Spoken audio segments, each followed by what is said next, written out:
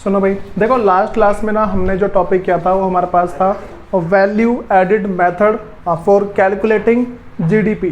ठीक है, बात समझ में आ रही है। हमने मतलब कि राष्ट्रीय आय की गणना करने के लिए जो मूल्य वृद्धि विधि थी हमने वो किया था। ठीक, उसके अंदर मैं तुम्हें सबसे पहली बात बताई थी जो याद रखने वाली बात है। ठीक है, बातें वैसे बहुत सारी बताई थी मैंने, सबसे जो इंपॉर्टेंट बात हमारे पास थी कि इसमें जब भी हम वैल्यू एडिड मेथड मूल्य वृद्धि विधि से हम कभी भी अगर जीडीपी कैलकुलेट करते हैं तो पहली बात तुम्हारे पास आता है एमपी पे। किस पे आता है, क्या है इसका मतलब? ठीक है, मतलब कि बाजार कीमत पे निकाला जाता है ये। और भाई तुम सबको लास्ट क्लास की मतलब कि तुम्हें रिकॉर्डिंग है इस चैप्टर की नहीं ली, तुम्हें आज बहुत दिक्कत आएगी। सुनो भाई देखो मैं तुम्हें एक बात बता रहा हूँ, मैंने तुम्हें बहुत सारी शॉर्ट फॉर्म बताई थी, याद है सबको? ठीक है, फिर मैं तुम्हें वो सारी की सारी बातें बताई थी कि ग्रॉस से नेट पे कैसे जाते हैं। ठीक है, मतलब कि सकल से शुद्ध पे कैसे जाते हैं, ये बातें पता है सबको? ठीक, और ये इधर से उधर जानने सारी बातें पता है सबको? ठीक, मैं उसको बताने नहीं वाला, वरना टाइम वेस्ट होगा, कुछ नहीं होगा। ठीक है, फिर भी क्या बता रहा हूँ मैं, क्या देखो पहला पॉइंट मेरे पास है कि अगर कभी भी हमें ग्रॉस से जाना होता है नेट पे, मतलब कि अगर कभी भी ना मेरे को सकल से जाना होता है शुद्ध पे, ठीक, तो हमें क्या करना होता है, इस ग्रॉस में से जो हमारे पास डेप्रीसिएशन है, जो मेरे पास मूल्य ह्रास है, उसको हम माइनस कर देते हैं। ठीक है, ये बातें पता लग रही सबको? ग्रॉस से कभी भी नेट पे जाना है, सकल से कभी शुद्ध पे जाना है, हम क्या करते हैं, जो डेप्रीसिएशन है उस ग्रॉस में से माइनस कर दो, हमें पता लग जाएगा। बातें पता लग गई? और वाइस वर्सा। ठीक है, अगर हमें कभी भी नेट से जाना है ग्रॉस पे तो हम क्या करेंगे, डेप्रीसिएशन को प्लस कर देंगे। बातें पता लगी?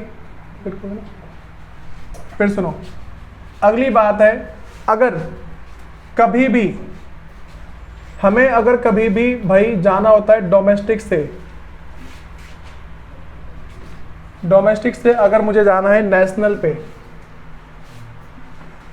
मतलब कि अगर मुझे कभी भी घरेलू आय से कहाँ जाना भाई, राष्ट्रीय पे, तो इस केस में क्या करना होता है पता है सबको? विदेशों से प्राप्त शुद्ध कारक आय, ठीक है, net factor income from abroad, जिसको हम क्या बोलते हैं, नफिया, हम क्या करते हैं, प्लस कर देते हैं NFIA। ठीक है, क्या बोलते हैं इसे, नफिया बोला जाता है। ठीक है, net factor income from abroad है। ठीक, फिर तो NFIA कितना है। ठीक है, सुनो ये बातें तो लगी। और दूसरा इसका वाइस वर्सा, भाई पता है ना इस नफिया के ऊपर पूरी क्लास चली थी। ठीक है, तो अब क्या है कि भाई उसके बाद नेशनल से इधर जाना होगा तो हम नेशनल में से इसको माइनस कर देंगे, राष्ट्रीय में से अगर मैं इस नफिया को माइनस करता हूँ तो मेरा क्या है कि भाई एग्जैक्ट आंसर आ जाता है। ठीक है, ये दो बातें पता लग गई। भाई थर्ड जो मेरे पास है, कभी भी अगर हमें जाना होता है FC से MP पे, फैक्टर कॉस्ट से अगर कभी भी हमें मार्केट प्राइस पे जाना है। ठीक है, बात समझ आ रही है पूरा लिखना में? चलो फिर भी कारक लागत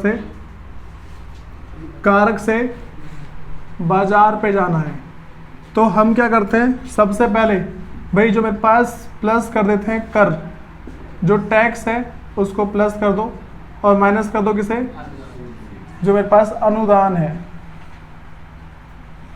ठीक है, सब्सिडीज, बात सुनना आगे? हाँ भाई, अच्छा एक मिनट, ठीक है, मैंने बोला था ना प्लस, ठीक है, बस नहीं बनाया। ठीक है, टैक्स को प्लस करते हैं और जो अनुदान है उसको माइनस करते हैं, सब्सिडी को माइनस कर देते हैं। ठीक है, तो ये सारी बात पता लगी। और इसका वाइस वर्सा। ठीक है, तो मेरे पास यहाँ से इधर आना होगा तो पता लग गई ना बातें, ये प्लस का तो माइनस, माइनस का तो प्लस, ये सारी बात खत्म। इससे आगे कुछ और हमारे पास आता है क्या भाई? क्या? बस वो अलग है। ठीक है भाई, ये सारी बात पता लग गई सबको। अब सुनो, मैंने ना भाई तुम्हें लास्ट क्लास के अंदर एक बातें बताई थी कि हमने निकाला है जीडीपी एट एमपी। हाँ भाई, बातें पता लग रही, सुनो। मैंने तो बताया जितनी भी मूल्य वृद्धि होती है, जितनी भी वैल्यू एडिशन हमारे पास होती है, ठीक है, मतलब कि वैल्यू एडेड या फिर जो वैल्यू एडिशन है या फिर जो मेरे पास मूल्य वृद्धि जो है मेरे पे, भाई मूल्य वृद्धि किसके बराबर होती है? GDP at MP, GDP at MP इसके बराबर होती है। पहले सबको ये बातें पता लग रही है कि जो मेरे पास वैल्यू एडिशन होती है, ठीक है, जितने भी हम कीमतों को बढ़ा रहे हैं वो सारा किसके बराबर होता है? जीडीपी एट एमपी, ठीक है।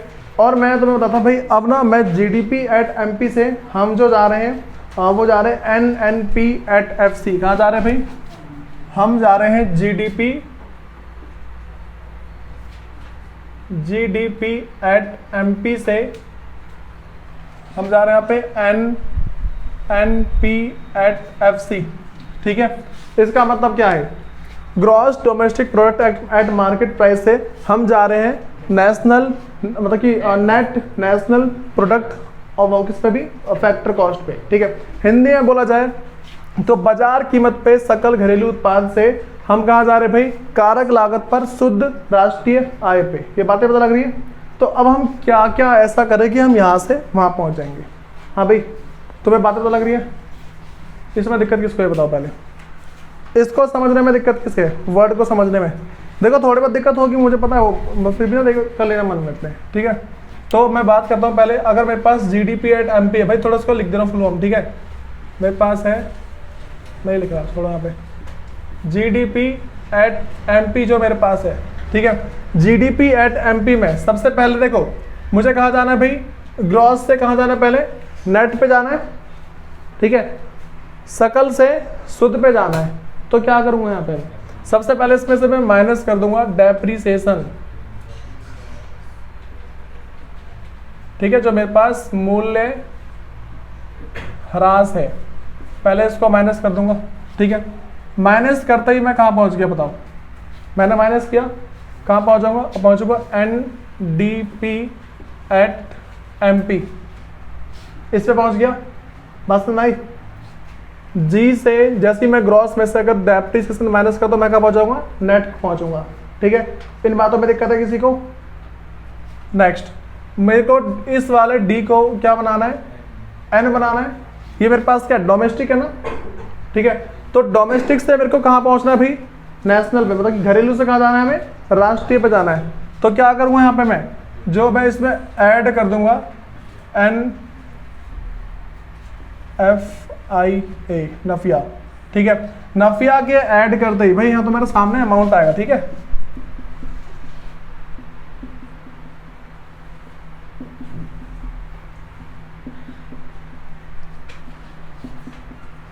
कहाँ पहुंच गए भाई हम?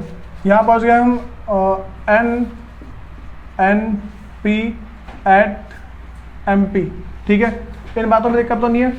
अब देखो और सब कुछ तो मैच हो गया। देखो जीडीपी, एमपी, एनएनपी हम आ गए, बस हमें एमपी को एफसी में चेंज करना है, ठीक है। मार्केट प्राइस को किस में करना भाई? फैक्टर कॉस्ट, मतलब कि जो मेरे पास बाजार कीमत है, बाजार कीमत से हमें कहाँ जाना भाई? कारक लागत पे जाना है, ठीक है। बातें तो लग रही है? तो क्या करूँगा यहाँ पे मैं? मार्केट प्राइस से कभी भी अगर हमें फैक्टर पे जाना होता है, देखो पहले हम समझते हैं कि फैक्टर से हम मार्केट पे कैसे गए थे। जो टैक्स है, जो कर है, उसको ऐड कर दो, और जो सब्सिडी है, जो मेरे पास अनुदान है, उसे क्या कर दो? माइनस। ऐसा किया था ना? एफसी से एमपी पे जाने के लिए भाई ये करना होता है, तो इसका उल्टा नहीं कर दूंगा। अगर मेरे को एमपी से जाना है कहाँ पे? एफसी। एमपी से कहाँ जाना भाई? मेरे को एफसी जाना है। एमपी से एफसी जाने के लिए क्या करेंगे? जो मेरे पास देखो जो टैक्स है उसको तुम माइनस कर दो, कर को माइनस कर दो, और जो सब्सिडी है उसको प्लस कर दो। कोई दिक्कत आ रही है इसके अंदर? तो क्या करेंगे भाई यहाँ पे? जो मेरे पास इसमें से पहले माइनस कर दूंगा मैं किसको? टैक्स को, ठीक है, कर को, और फिर इसमें प्लस कर दूंगा जो मेरे पास है सब्सिडी, जो मेरे पास अनुदान है, ठीक है। तो इसका अमाउंट यहाँ पे आ जाएगा। भाई जो चीज़ माइनस करनी होती है ना उसके यहाँ पे ऐसा लगा दिया करो, ठीक है। तो अब जो मेरे पास यहाँ पे आ जाएगा ना, क्या आ जाएगा यहाँ पे, NNP at FC, NNP at FC, उसका अमाउंट मेरे पास यहाँ पे आएगा। बताओ भाई इन बातों में किस किस को दिक्कत आ रही है? इन बातों में दिक्कत है किसी को? पक्का क्लियर है सारा? भाई जिसको क्लियर नहीं है और उसकी बात है, पिछली क्लास भूलो और ठीक, रिकॉर्डिंग पड़ी खूब देखो। हाँ नोट डाउन करना था इसे। भाई हम ना अब इसके जो हमारे पास इसका अगला टॉपिक है हम उसकी बात करते हैं, ठीक है।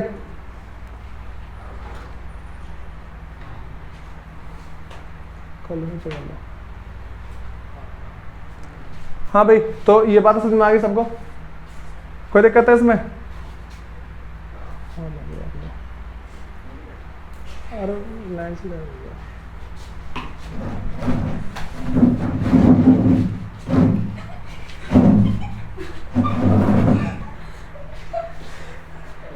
सुनो भाई, अब ना देखो मैं तुम्हें कुछ कुछ बातें ऐसी बताने वाला हूँ जो तुम्हारे, भाई थोड़ा साथ में नोट डाउन किया करो, इतना टाइम नहीं होता, थोड़ा स्पीड में करो। हाँ भाई मुझे कोई एक बात ये बताएगा कि हम कैसे पहचानेंगे कि कौन कौन सी वैल्यू एडिशन मतलब कि की जाती है नहीं की जाती है। अच्छा तुम्हें देखो जिसका हो गया वो समझो। तुम सबको एक बात पता है कि जैसे मैं तुम्हें ये बता रहा हूँ, देखो सुनो भाई, तुम सबको ये वाली बात पता होगी, जैसे मैंने बोला था कि हमारे देश के जो नॉर्मल रेसिडेंट्स हैं, ठीक है, हमारे देश के जो सामान्य निवासी है उनके द्वारा जो भी पैसा कमाया जाता है, जो उनकी जो अर्निंग होती है, तो उन सबको अगर हम ऐड कर देते हैं तो मेरे पास क्या भाई नेशनल इनकम मतलब एक हमारे पास GDP आ जाती है ना हमारे देश की। ये बात बोल सकता हूँ ना मैं कि जो हमारे देश की GDP है वो आ जाती है। अब मुझे बताओ कि मैं तो मैंने कुछ कुछ बातें बोल रहा हूँ, मुझे बताना कि भाई उसको उस GDP में जोड़ेंगे या नहीं जोड़ेंगे, ठीक है। मान लो एक लड़का है राम, ठीक है, छोड़ो राम को बदनाम नहीं करना चाहिए। सुनो मान लो कि एक ना कोई लड़का है X, ठीक है, लड़के का नाम X है, ठीक है। अब उसने चोरी की कहीं से, क्या करी भाई उसने चोरी करी। अब मुझे बताओ कि जो पैसा उसने चुराया है उसको GDP में इंक्लूड किया जाएगा या फिर नहीं किया जाएगा? ये पता लग रहा है क्यों? भाई देखो मैंने क्वेश्चन ये पूछा कि जो GDP है, सुनो हमारे देश की जो GDP है उसमें किसी के द्वारा चुराया गया पैसा, चोर की तो इनकम वही होती है ना भाई, बात समझ आ रही है? चोर की इनकम तो वही होती है, इसमें दिक्कत तो किसी को नहीं है। तो मैं ये बोल रहा हूँ कि मुझे बताओ कि अगर एक चोर है, ठीक है, उसने पैसे चुराए हैं तो उसको GDP में इंक्लूड करेंगे या फिर नहीं करेंगे? हाँ देखो भाई, जिसने उस पैसे को पहले कमाया होगा उस पैसे को पहले ही हम क्या है GDP में ऐड कर चुके होंगे। ये बातें पता लग गई। दूसरी बात, एक मान के चलो कि एक और पर्सन है, उसका नाम Y है, ठीक, उसके पापा का ना पुराना स्कूटर था, क्या बोला मैंने, उसके पापा का पुराना स्कूटर था, ठीक है। अब क्या किया उसने, अपने पापा के स्कूटर को बेच दिया। अब उसके पास पैसे आए होंगे, तो अब बताओ वो जो उसने जो पैसे मतलब जो भी चीज़ जो स्कूटर जो बेचा, जो पैसे आए हैं उसको GDP में इंक्लूड करेंगे या नहीं करेंगे? भाई नहीं करेंगे। क्यों नहीं करेंगे? रीज़न तक बताता है। वो रीज़न हमारे पास ये है कि पहले ही देखो जब स्कूटर खरीदा था, ठीक है, तो एक जन ने खरीदा तो दूसरे दिन ने उसको बेचा होगा ना, तो उसके बेचने पे एक बार जिस साल में खरीदा होगा उस साल में पहले ही उसको जोड़ चुके हैं, उससे किसी की इनकम नहीं बनी। बातें पता लगी? हाँ भाई कोई दिक्कत तो नहीं इसमें? चलो मैं तुम्हें इसका दूसरा एग्जांपल देता हूँ। मैंने ये बताया कि भाई देखो स्कूटर जो था ना मेरे पास वो था मान लो भाई थोड़ा ना महंगा स्कूटर था, 2 लाख रुपए का स्कूटर था, ठीक है। तो अब भाई मुझे ये बताओ,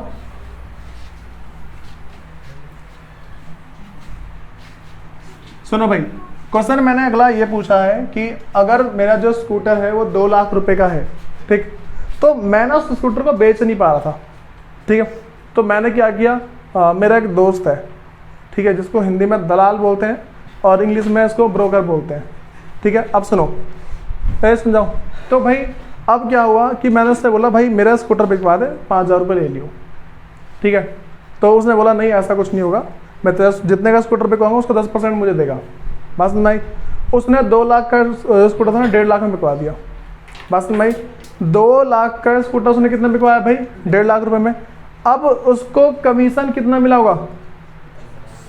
15,000 मिला होगा ना। देखो 2 लाख का स्कूटर उसने 1,50,000 रुपये में उसने बिकवा दिया, तो 10% निकाल लो इसका, कितना आ गया भाई? 15,000। ठीक है, ये बताओ 15,000 है ना।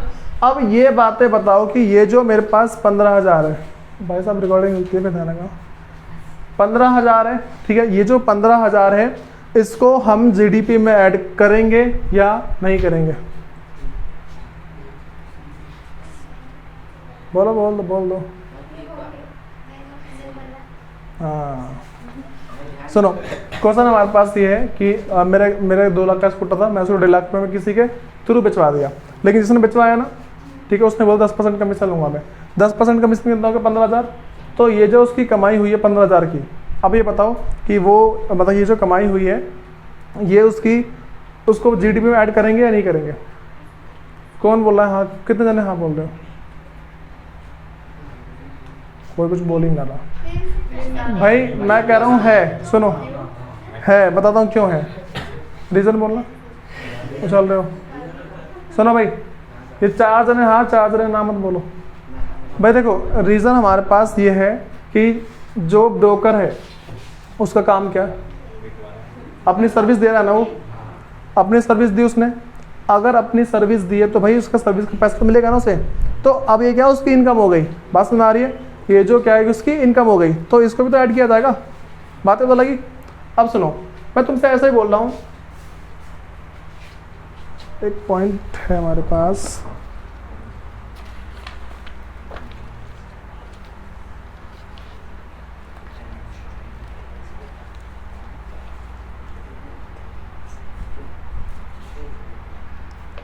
सुनो भाई, मैं तुमसे ऐसा कह रहा हूँ कि जैसे मैंने बोला कि एक ना कोई कार बनाने वाली कंपनी है, ठीक है, मैंने क्या बोला?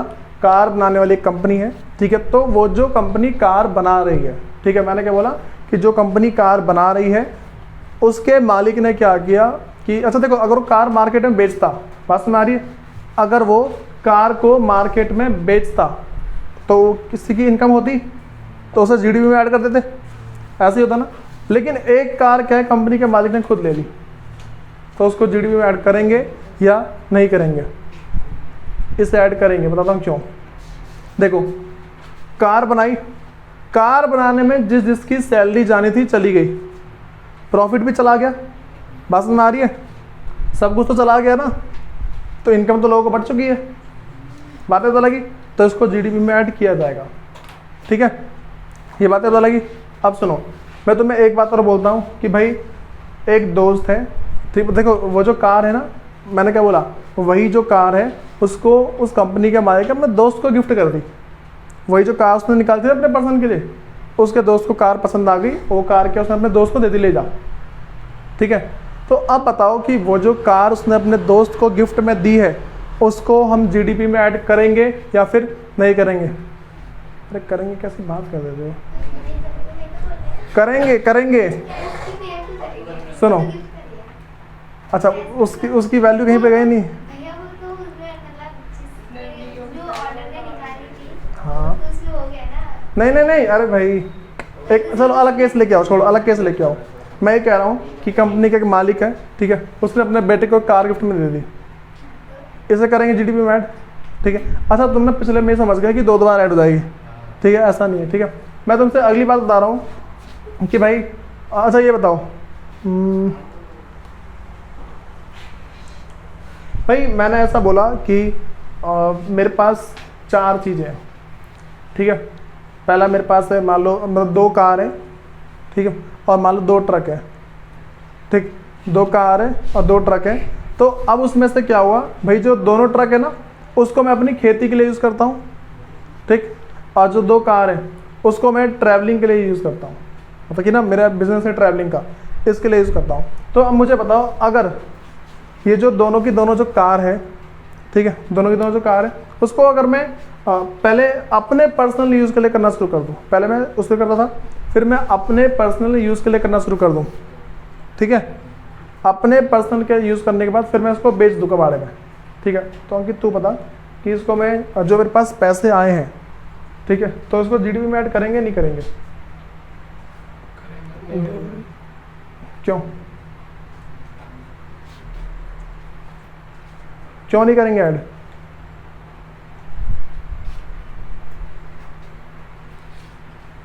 रीजन बता, रीजन तो बताना भाई सूरज। क्यों? रीजन ही तो पूछा है मैंने, तो क्या थोड़ी ना बेटा है, एग्जाम में रीजन लिखना होता है। मुझे रीजन बताओ।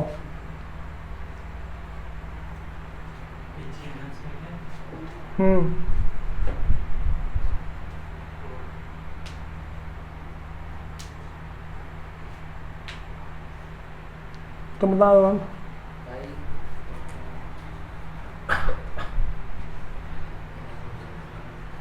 पता है मैंने बस थोड़ा सा घुमाया तुम्हें और लास्ट में बोल दिया कि मेरी पुरानी कार है उसको मैं बेचूंगा, ऐड करेंगे नहीं करेंगे? तुमसे सब शांत बैठे पड़े हो भाई, ऑब्वियसली नहीं करेंगे।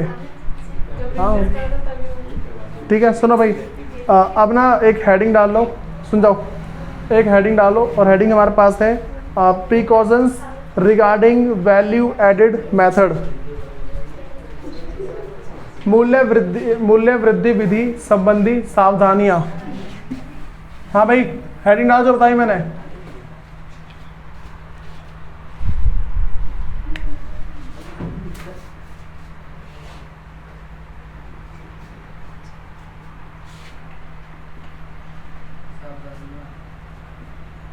Precaution regarding value added method.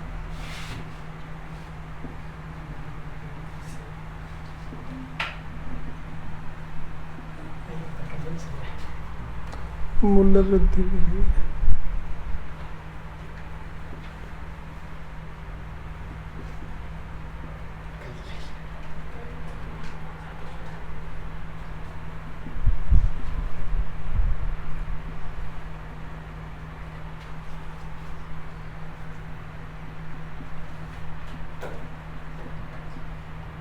हाँ भाई, तो तुमको हेडिंग पता लग रही है क्या लिखवा रहा हूँ मैं? हेडिंग मेरे पास है कि हम किन किन बातों का ध्यान रखते हैं। सुनो हेडिंग क्या मेरे पास, कि हमें किन किन बातों का ध्यान रखना चाहिए अगर हम वैल्यू एडेड मेथड, मूल्य वृद्धि विधि की हेल्प से राष्ट्रीय निकालते हैं, फिर जो नेशनल इनकम है उसे निकालते हैं। तो बातें पता लगी? मैं तुमसे क्वेश्चन क्या बोला? मैंने क्वेश्चन ये बोला है कि अगर मैं जीडीपी निकालता हूँ, ठीक है, with the help of value added method, अगर मैं राष्ट्रीय आय की गणना कर रहा हूँ, ठीक है, या फिर जो घरेलू आय की गणना कर रहा हूँ और मूल्य वृद्धि विधि की सहायता से कर रहा हूँ, तो मुझे किन किन बातों का ध्यान रखना चाहिए? ठीक है, तो मैं पहली बात बताऊँ क्या मेरे पास? सबसे पहली बात थी, अगर मैं कोई पुरानी चीज़ बेच रहा हूँ उसको ऐड नहीं करेंगे, ठीक है। दूसरी बात मेरे पास है, जो कमीशन है उसको ऐड करेंगे, ठीक है। तीसरी बात बताऊँ, जो हमारे पास क्या है कि जो खुद के लिए यूज़ की गई चीज़ है उसको भी करेंगे। और अगर मतलब कि मैं ये बोल रहा हूँ कि मैंने खुद के लिए जो किया उसको करेंगे। ये बात मैंने बता दी ना, अब लिखवा दूँगा, आसानी होगी, ठीक है। तो पहला पॉइंट डाल दो इसके अंदर।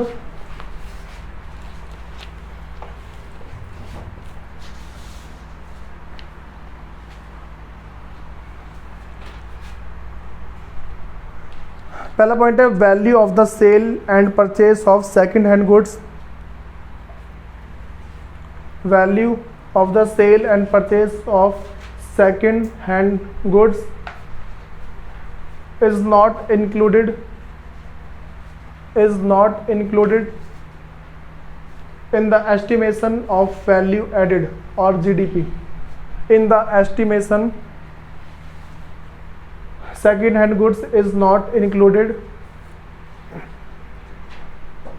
in the estimation of value added और GDP। भाई इसका ना रीजन लिखो, रीजन क्या है? रीजन लिख पाओगे? सिंपल से रीजन ऐसे बोल देंगे, because it is already included in the previous year, या फिर बोलते हैं जिस साल में इसको बेचा गया था उसमें इंक्लूडेड है, ठीक है। भाई हिंदी में लिखो, पुरानी वस्तु के क्रय विक्रय को, पुरानी वस्तु के क्रय विक्रय को, पुरानी वस्तु के क्रय विक्रय को मूल्य वृद्धि या सकल घरेलू उत्पाद, मूल्य वृद्धि या सकल घरेलू उत्पाद या सकल घरेलू उत्पाद में शामिल नहीं किया जाता, में शामिल नहीं किया जाता। तुमने रीज़न लिखा भाई? रीज़न? अच्छा अच्छा। Sale and purchase of second hand goods,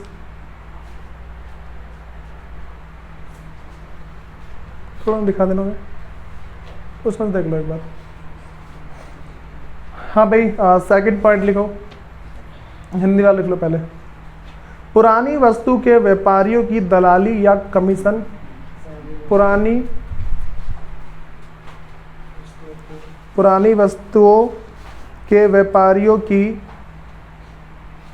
दलाली या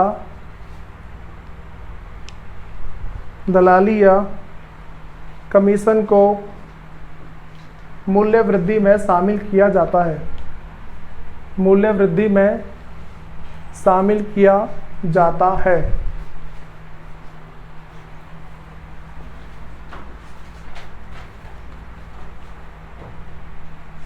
लिखो भाई इंग्लिश में।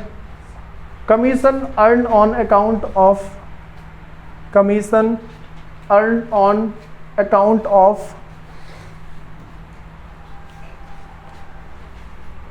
Commission earn on account of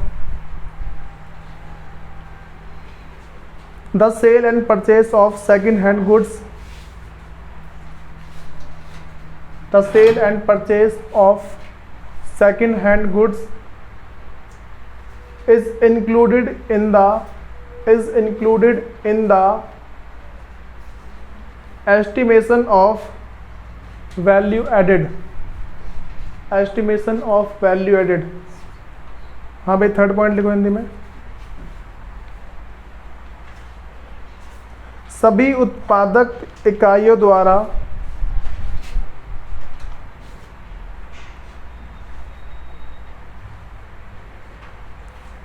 सभी उत्पादन इकाइयों द्वारा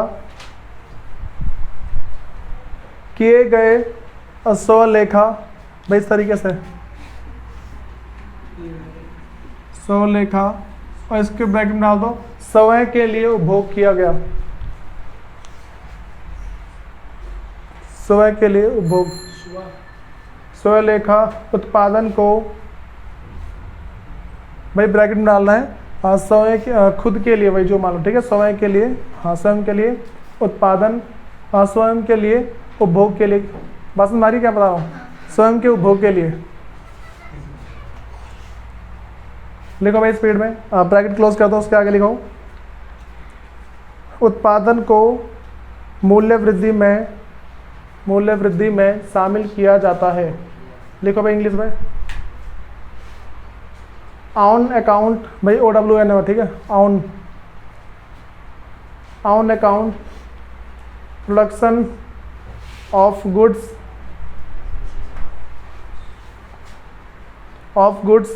of the producing unit of the producing unit of the producing unit is taken into account while estimating value added। भाई सिंपल सी बात तो लगी। खुद के हमारे पास जो खुद के पर्सनल यूज़ के लिए अगर कोई प्रोड्यूसर अगर कोई सा अपना सामान यूज़ करता है तो उसको भी ऐड किया जाएगा। भाई लिख लो एक बार, goods of the producing unit, ठीक है। उसके बाद भाई एक बार जो है ना फोर्थ पॉइंट लिखो हिंदी वाले।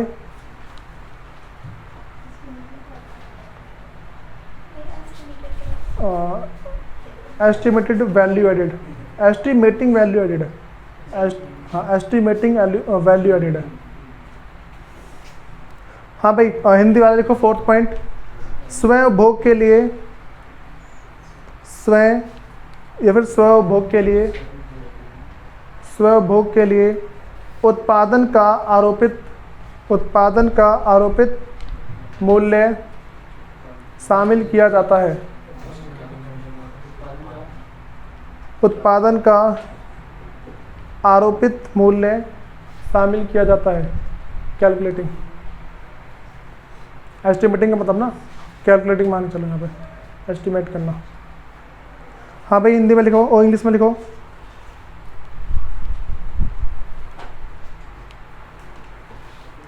Imputed value of production, imputed value of production, imputed value of production for self consumption is taken into account.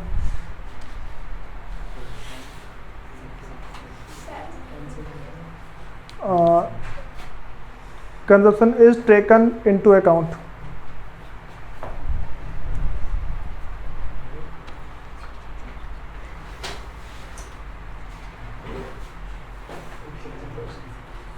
सुनो भाई, हो गया? अब ना देखो, मैंने तुम्हें टोटल 4 पॉइंट लिखवा दिए, ठीक है भाई। अब ना मैं तुम्हें पहले 5वां पॉइंट समझा रहा हूँ, ठीक है, मतलब 5वां, 6ठा और जो तुम्हारे पास 7वां पॉइंट है, 3 पॉइंट और समझा रहा हूँ, उसके बाद इन्हें लिखवा दूंगा, ठीक है। सुनो भाई, सबसे पहली चीज़ मैं तुम्हें बता रहा हूँ कि कभी भी, जैसे मान के चलो मैंने क्या किया, मेरे पास 10 रुपये का कच्चा माल आया, ठीक, 10 रुपये का कच्चा माल रॉ मटेरियल आया, इसमें मैंने 10 रुपये का और सामान जोड़ा। मान लो 10 रुपये का आटा आया है, ठीक है, 10 रुपये का फ्लोर आया। ओ भाई साहब बोलना पड़ेगा बार बार। सुनो, 10 रुपये का आटा है, ठीक है, उसमें 10 रुपये का मैंने और भी चीज़ें मिलाई। टोटली मेरे पास दोनों के दोनों क्या मध्यवर्ती वस्तु है, इंटरमीडिएट गुड्स है नहीं, तो इन दोनों को ऐड किया मैंने और मेरे पास ये मान लो 25 रुपये का सामान बन गया। कोई इसमें कन्फ्यूजन नहीं है कि 10 + 10 25 टैक्स वगैरह जोड़ दो, ठीक है, बात में आ गई। ये तुम्हारा क्या है कि पता लग रहा नहीं, बोल मत देना किसी के 10 + 10 हमारे में 25 कर देते हैं। सुनो, तो 10 + 10 मेरे पास 25 आ गया, ठीक है। अब बताओ भाई, यहाँ पे ये बात देखी जा रही है। अच्छा देखो, टोटल जो मेरे पास कितना है, इसका प्राइस 25 है ना। अब मुझे बताओ, क्या दोबारा इसको मैं जोड़ूंगा इसके अंदर? दोबारा इन दोनों में से कोई सा जोड़ूंगा इसके अंदर? मैं नहीं जोड़ूंगा ना। क्यों नहीं जोड़ूंगा? पहले से जुड़ा हुआ है, बातें तो लगी, कोई दिक्कत तो नहीं इसमें। मैंने ये बोला है कि मेरे पास रॉ मटेरियल लेके आया मैं, फिर मैंने इसमें और रॉ मटेरियल डाला, ठीक है, दोनों के दोनों रॉ मटेरियल को जोड़ के मैंने यहाँ पे 25 रुपये का पूरा ब्रेड का पैकेट बना दिया, ठीक है। तो अब बताओ कि मैं इन ये जो मेरे पास जो इंटरमीडिएट गुड्स हैं, जो मेरे पास इंटरमीडिएट गुड्स हैं, क्या मैं इसका प्राइस जोड़ूंगा इसमें? ये जो मेरे पास मध्यवर्ती वस्तु है, क्या मैं इसकी कीमत को जोड़ूंगा इसके अंदर? ये हाँ बोल रहा है चुपके से। हाँ ठीक है, फिर ठीक है। सुनो, हाँ भाई ये बातें तो लगी, तो समझाओ समझाओ। तो ये मेरे पास क्या है भाई, इसमें जुड़ जाएगा ये। पता जो भी वीडियो है वो सिर्फ लड़कियाँ हैं यहाँ पे, तो बेचते लग रहा हूँ, लड़के भी हैं। ये बातें तो लगी। अब सुनो यहाँ पे देखो, इसमें ना अगला पॉइंट लिखो, 5th पॉइंट लिखो।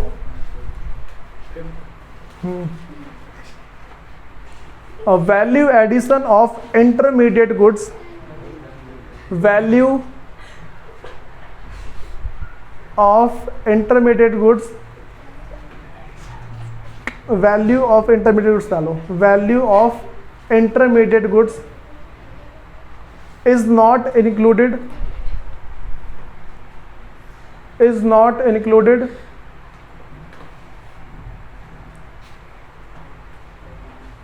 in the estimation of value added, in the estimation of value added, in the estimation of value added। हाँ भाई हिंदी में लिख लो, मध्यवर्ती वस्तु के मूल्य को, मध्यवर्ती वस्तु के मूल्य को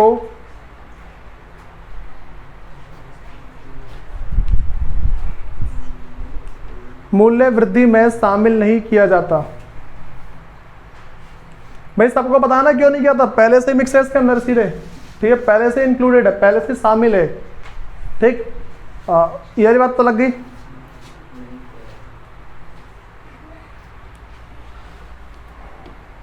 अब सुनो भाई, मैं तुम्हें एक बात बता रहा हूँ,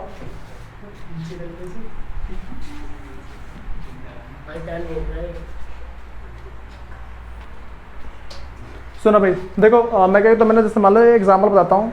मान के चल लो कि ये मेरी प्रॉपर्टी है, एक बिल्डिंग है, ठीक है। इसमें टोटल मेरे पास ना 4 फ्लोर है, ठीक है। बातें तो लग रही है। एक ग्राउंड है बेसमेंट में, ठीक है, दिख नहीं रहा तुम्हें वो, ठीक। एक अंदर की तरफ तुम्हें दिखेगा नहीं, मतलब यहीं से रास्ता है। तो मेरे पास क्या है भाई, 4 फ्लोर है टोटल। बातें तो लगी। 4 फ्लोर में से मैंने क्या किया कि 3 फ्लोर मैं यूज़ करता हूँ, ठीक है। मैंने क्या किया, 3 फ्लोर मैं यूज़ करता हूँ, और एक सबसे नीचे वाला फ्लोर मैंने देखा है जिम वाले को, ठीक है। एक जो सबसे नीचे वाला जो फ्लोर है मैंने कहाँ देखा है, जिम वाले को। तो अब ये जो मैंने जिम वाले को जो फ्लोर दिया उसका रेंट मेरे पास आएगा, तो वो जीडीपी में इंक्लूड होगा नहीं होगा, हो जाएगा। बातें लग रही है। मेरे पास इनकम आई है भाई, ठीक है, तो ये मेरे पास जीडीपी में इंक्लूड होगा, ठीक। उसके बाद भाई पता है एक ना इनकम टैक्स लॉ ये बोलता है हमारे पास कि जो इनकम टैक्स है, इनकम टैक्स एक्ट है मेरे पास, ठीक है। इनकम टैक्स एक्ट का जो लॉ है वो हमारे पास ये बोल देता है कि तुम्हें रहने के लिए सिर्फ एक मकान की ज़रूरत है। बात सुन आ रही है? तुम्हें रहने के लिए सिर्फ एक मकान की ज़रूरत है। वो आके खुद एस्टिमेट करेंगे भाई, यहाँ पे नहीं आते हैं, यहाँ कोई टैक्स नहीं भरता उसका, ठीक है। तो मैंने क्या बोला कि तुम्हें रहने के लिए सिर्फ एक मकान की ज़रूरत है, और जो बाकी है ना तो उस पर किराया दोगे सरकार को। बात समझ आ रही है? मतलब कि उस पर टैक्स भरा जाता है, किराया नहीं, उस पर टैक्स क्या भरा जाता है, ठीक। अगर तुम आगे जाके इनकम टैक्स वगैरह पढ़ते हो ना तो उसमें क्या है कि भाई मतलब ये सारी चीज़ें ना देखी जाती है। जैसे मान लो कि भाई मैं सीए कर रहा हूँ, ठीक। तो अब ना मुझे ये सारी बात कहीं बहुत डीप में बताई जाती है, ठीक है। तो भाई यहाँ पे क्या बता रखा है कि हमें सिर्फ रहने के लिए एक किराया, मतलब कि सिर्फ एक मकान की ज़रूरत है, उससे आगे ज़रूरत नहीं है, ठीक। इनकम टैक्स लॉ ये बोलता है। तो अब मुझे बताओ कि भाई ये जो जिसमें रह रहा है, ठीक है, अगर ये इसमें अगर खुद अपने डोमेस्टिक पर्पस के लिए, घरेलू मतलब कि मान लो पूरी इसकी फैमिली रह रही है, तो उसके लिए कोई दिक्कत नहीं है, उसमें उसको टैक्स यहाँ पे छोड़ दिया जाएगा। बात, इस बिल्डिंग में रह रहा हूँ पूरा, ठीक है, तो इसके लिए मेरे पे छोड़ दिया भाई, मेरे से कोई इस पर टैक्स नहीं लिया जाएगा। बस भाई टैक्स नहीं लिया जाएगा, इसका मतलब ये होता है इसका जो एस्टिमेटेड किराया है, ठीक है भाई, एक फ्लोर का 20,000 मान लूँ मैं, 20K मान लेता हूँ, ठीक है। तो अगर मैं इस हिसाब से मानता हूँ ना तो मेरे पास 60,000 रुपये।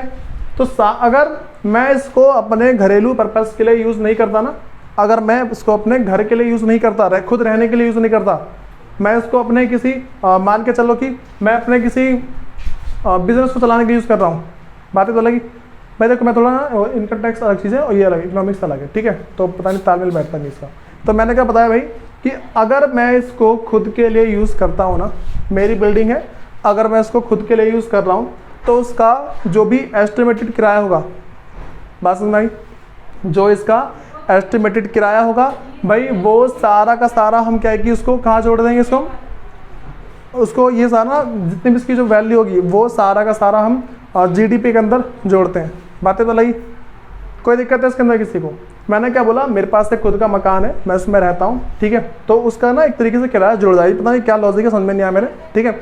और भाई ये ना सिर्फ मानी हुई बातें हैं, इनकम टैक्स के अंदर ना बात बोल देते हैं, ठीक। जब भी हम जीडीपी कैलकुलेट करते हैं ना तो उसको बोल देते हैं कि भाई ये चीज़ है, बहुत सारे लॉजिक नहीं होते, तो टैक्स की वजह से बोल रहा है, ठीक है। इसमें सिंपल सी बात ये मान के चलो, ये कह रहा है कि जिस मकान में मकान का मालिक खुद रहता है, ये बात इसमें लिखी है कि जिस मकान में मकान का मालिक खुद रहता है ना भाई, उसका भी रेंट शामिल किया जाता है, उसके रेंट को इंक्लूड किया जाता है, मान लो इसको, ठीक है भाई। टैक्स में ये लिखा होता है, जो हमारी जो बुक है ना उसमें लिखा होता है कि बच्चों ये बातें इनको याद करो, हम याद करके और पेपर दे आते हैं, ठीक है। ये बातें पता लगे सबको, ठीक। अच्छा, लॉ को याद करना होता है, पता है ना, जो कानून है उसको याद करना। तुम आगे जाके लॉ वगैरह पढ़ोगे ना तो मैं बहुत सी चीज़ याद करवा जाएगी, बच्चों इसे याद करो, ठीक। पता कैसी कैसी बातें होती हैं, तुम बोलो नहीं ऐसा तो होता ही नहीं है। लॉ के अंदर ये लिखा हुआ है कि अगर तुम दुकान पे गए और तुमने किसी 18 साल से बच्चे, अच्छा 18 साल के कम की उम्र के बच्चे से तुमने कोई सामान खरीदा ना और उसने तुम्हें जहर दे दिया सामान में, तुम मर गए, तुम कुछ नहीं कर सकते उसका, ऐसा लिखा हुआ है, ठीक है। बहुत सारी बातें हैं। अब देखो मान लो रोहन की दुकान है, ठीक है, और दवाई के बदले जहर दे दे किसी को, मान लो रोहन बैठा हुआ दुकान पे, ठीक है, मेरे को देने की बात कर रहा है, सुनो, ये वाली बातें तो लगी। तो हमें बस क्या ध्यान रख के चलना कि अगर मेरा खुद का मकान है तो मुझे उसका भी क्या है कि ऐड करना पड़ता है जीडीपी के अंदर, ठीक है। बस नहीं, अच्छा मैं क्या जाके जीडी सरकार को दूंगा, सरकार ये लो दूंगा क्या भाई, वो एस्टिमेशन वाली बातें सारी, ठीक है। बात पता लग रही है क्या? ऐसा होता है इसलिए है, जो भी कंस्ट्रक्शन वगैरह ना उसी के अंदर इंक्लूड किया जाता है। इसका अंदर लिखना शुरू करो भाई। छठा पॉइंट है, पहले इंग्लिश में लिखना, imputed rent on the imputed rent on the owner occupied house is to be taken into account.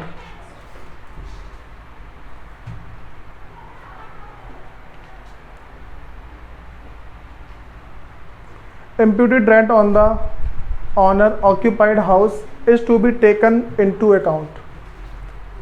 Is to be taken into account. लिखो भाई हिंदी में, जिन मकान मालिकों का, जिन मकानों में मालिक स्वयं रह रहे हो या फिर रह रहे हैं, जिन मकानों में मालिक स्वयं रह रहे हैं उनका आरोपित किराया शामिल किया जाता है। अब समझ रहे हो तुम? देखो अगर तुम ना जिसका खुद का मकान अपने घरवालों से बोलो, पापा पता है इसका जो जितना हम रह रहे हैं ना, इसको पता है मतलब कि जीडीपी में ऐड क्या आता है, बोले अपनी पढ़ाई दूर रख, ठीक है, तेरे भैया गलत पढ़ा रहे हैं, आरोपित किराया शामिल किया जाता है। सुनो भाई, उसके बाद हमारे पास क्या है कि अच्छा वैसे नहीं, अपने घरवालों को समझाना कि हमारे भिन्नता में ये बताया, ठीक है। उसके बाद तो हम बताएंगे क्या होता है, पहले डर जाओ। तुम्हें लग रहा है गलत पढ़ा रहा हूँ मैं? हाँ बोल रहा है। सुनो भाई, उसके बाद ना मेरे पास एक है,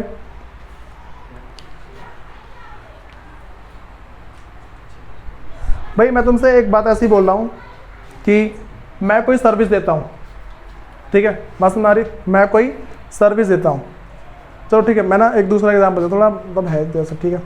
अब जैसे मान लो कि मैं बुरा मान जाऊँगा, देखो मैं कह रहा हूँ कि मैं कोई सर्विस देता हूँ, ठीक है, और वो मान लो मैं पढ़ा रहा हूँ, ठीक है। अगर मैं इसी सर्विस को मान लो आपने ले लेता हूँ, वैसे कोई बात बनती नहीं, चलो भाई मान चलो मेरा पार्लर है, ठीक है, मेरा क्या पार्लर है, और उस पार्लर की जो क्रीम वगैरह ना, सुन जाओ भाई, देखो अगर मैं क्रीम वगैरह यूज़ करता हूँ तो उसको जीडीपी में इंक्लूड किया जाता है, पता है बात? जो हमारी खुद की जो वस्तु है अगर मैं उसको यूज़ करता हूँ तो उसको क्या इंक्लूड किया जाता है। बात समझ आई सबको? मैंने बोला कि मेरा पार्लर है, ठीक है, उसके अंदर जो भी सामान वगैरह है, अगर मैं इसको खुद के पर्सनल पर्पस के लिए यूज़ करता हूँ तो उसको जीडीपी में इंक्लूड करेंगे, ये बात तो पता है, क्योंकि उसके पैसे पहले जा चुके हैं, ठीक। लेकिन अगर मैं कोई सर्विस देता हूँ, बस नहीं, मान के चलो कि मैं सर की चंपी करता हूँ, मान लो, ठीक है, तो अगर मैं अपनी ही कर लूँ, अगर मैं अपने सर की मालिश, मान लो कि मैं लोगों की मालिश करता हूँ और एक बार मालिश करने के 2000 रुपये लेता हूँ, मान लो, सिर्फ मैंने मानने को बोला है, ठीक है। तो मैंने क्या बोला कि मैं सर की मालिश करने की देता हूँ भाई 2000 रुपये लेता हूँ, ठीक। अगर मैं खुद के सर की मालिश कर लूँ ना, इसको इंक्लूड नहीं किया जाएगा। तो पता है अगर मैं इंक्लूड करूँ क्या होगा? हमारे देश में जीडीपी इतनी ऊपर ग्रोथ मारेगी ना, मैं पता दिन में 100 और मालिश करूँगा अपने, 100 को 2000 से 2000 गुना करना कितना हो गया? 2 लाख रुपये जीडीपी बढ़ जाएगी भाई एक दिन के अंदर, ठीक है। तो क्या बात ध्यान रख के चलनी है, अगर हम कोई सर्विस देते हैं, ठीक है, अगर वो हम अपने पर्सनल चीज़ के लिए यूज़ करें, खुद के लिए यूज़ करते हैं ना, तो उसको इंक्लूड नहीं किया जाता, बस नहीं। लेकिन अगर मैंने किसी और के किया, उसने मेरे को पैसे दे दिए, ठीक है, तो इंक्लूड करूँगा ना मैं, बात में आ रही है। मैंने किसी और के मान लो वही मालिश कर दी, अब क्या है उसने मेरे को पैसे दे दिए 2000 रुपये, ये तो इंक्लूड होगा, बात में आ गई। सर्विस मैंने कहीं और दी, ठीक है, उसने मुझे पैसे दिए, इसको इंक्लूड करूँगा मैं। लेकिन अगर मैंने सर्विस कहीं नहीं दी है, सर्विस मैंने खुद की कर ली है, ठीक, तो नहीं होगा। चलो एक एग्जांपल और देता हूँ मैं, ठीक है। मान लो मैं कार मैकेनिक हूँ, ठीक है, मान लिया करो जो बोलता हूँ, ठीक है, वो मना कर रहा है, सुनो। मान लो मैं कार मैकेनिक, अगर मैं दूसरे की कार ठीक करता हूँ तो उसके पैसे मिलेंगे मेरे को, इसको जीडीपी में इंक्लूड किया जाएगा। अगर मैंने अपनी ही कार ठीक कर ली तो पता उसको जीडीपी में इंक्लूड किया जाएगा या नहीं किया जाएगा? नहीं, बस में आ गई। तो भाई अब ना लास्ट में एक पॉइंट डालो, service for self consumption service for service for चुप कराओ, सर्विस फॉर सेल्फ कंजप्शन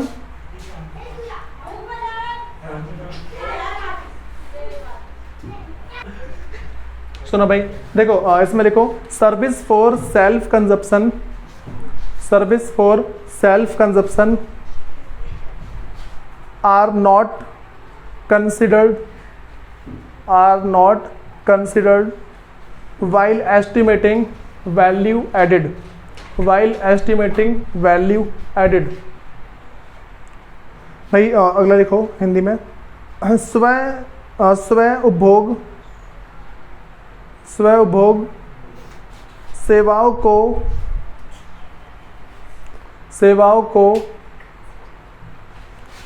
मूल्य वृद्धि में शामिल नहीं किया जाता, मूल्य वृद्धि में शामिल नहीं किया जाता। सुनो भाई, तुम्हें सारी बात पता लग गई। मैं नेक्स्ट क्लास में तुमसे कुछ क्वेश्चंस दूंगा, ठीक है, हो सकता है तुम्हें व्हाट्सएप पे PDF मिल जाए, ठीक, या फिर उसकी क्लास रिकॉर्ड करो। सुनो, तुम्हें मैंने सारी बात समझाई है, बात समझ आ रही है? समझाने का मेरा मोटिव ये, तुम्हारे एग्जाम में मैं गारंटी देता हूँ इस चीज़ के क्वेश्चन आते हैं, इसके ऊपर क्वेश्चन आता है। अरे भाई हल्के में ले रहे हो तुम ना, पिछले साल के पेपर उठा के देखना, उसमें क्वेश्चन लिखे होते हैं कि बताओ भाई नीचे जितने भी लिखे हुए हैं इन सब के अंदर किस किस को नेशनल मतलब कि GDP में इंक्लूड करेंगे नहीं करेंगे, ये सारी बात लिखी है। हाँ भाई बात समझ में आ रही है? इन टॉपिक को हल्के मत लेना। मैं चाहता ना बोलता बच्चों सारे पॉइंट है मैं लिख दे रहा हूँ, इसे याद कर लो। मैंने समझाया है तो सबको याद होना चाहिए और समझ में आना चाहिए। नेक्स्ट क्लास में पहले सारा पूछूंगा, उसके बाद अगली क्लास शुरू होगी, ठीक है।